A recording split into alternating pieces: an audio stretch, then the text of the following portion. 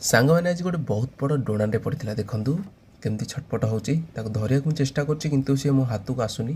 ଆପଣମାନେ ତ ଜାଣିଥିବେ ଡୋଣା କେତେ ଚିକଣିଆ କେତେ ଆଉ ନାଳୁଆ, ପୁରା ସଡ଼ସଡ଼ ହେଇକି ଖସି ଯାଉଛି ହାତରୁ। ଦେଖନ୍ତୁ ଧରିବାକୁ ଚେଷ୍ଟା କରୁଛି, ଏତେ ଧରି ହେଉନି କାହିଁକିନା ଡୋଣାଟା ଏତେ ଚିକଣିଆ, ତାକୁ ଧରି ହେବ ନା ମାରି ହେବ ଏତେ ଶୀଘ୍ର।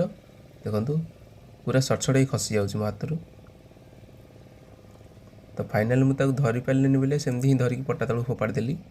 ଆଉ ଏଇ ଦେଖନ୍ତୁ ଆଜି ଗୋଟେ ବହୁତ ବଡ଼ ସାଇଜ୍ କାନ୍ଦାଟେ ପାଇଥିଲୁ, ପାଖାପାଖି 3 କିଲୋ ହେବ। ଆଉ ଛୋଟ ସାଇଜ୍ ବି 4-5ଟା ପାଇଥିଲୁ। ଛଟପଟିଆ ହେଉଛି, ସବୁ ବାଡ଼େଇକି ତ ତଳେ ପକାଇ ଦେଇଛି। ଏଇ ଦେଖନ୍ତୁ ବେପାରୀ ଭାଇ ଜଣକ ଆମର ନେଇଗଲେ ସାଥି ଥୋଉ ଥୋଉ ବଡ଼ ସାଇଜ୍ କାନ୍ଦା ଦେଖିକି, କିନ୍ତୁ ଛୋଟ ସାଇଜ୍ କାନ୍ଦା ଥୁଆ ହେଇଥିଲା କେହି ନେଲେନି। ନେଲେ ଯେ କିନ୍ତୁ ବହୁତ କମ୍ ରେଟ୍ରେ ନେଲେ, କାହିଁକିନା ଚୈତ୍ର ମାସ ପଶିଗଲା। କାହିଁକିନା ଏ ମାସରେ ବହୁତ ସାରା ଲୋକ ମେରୁ କରିଦେଇଥିବେ, ସେଥିପାଇଁ ଆମିଷ ଖାଉନାହାନ୍ତି। ସେଥିପାଇଁ ବହୁତ କମ୍ ରେଟ୍ରେ ମାଛ ଏବେ ଯାଉଛି। ତ ଆମର ବି ମେରୁ କରାଯାଇଛି, ଆମର ବି ଆମିଷ ଯାଉନି ଘରକୁ।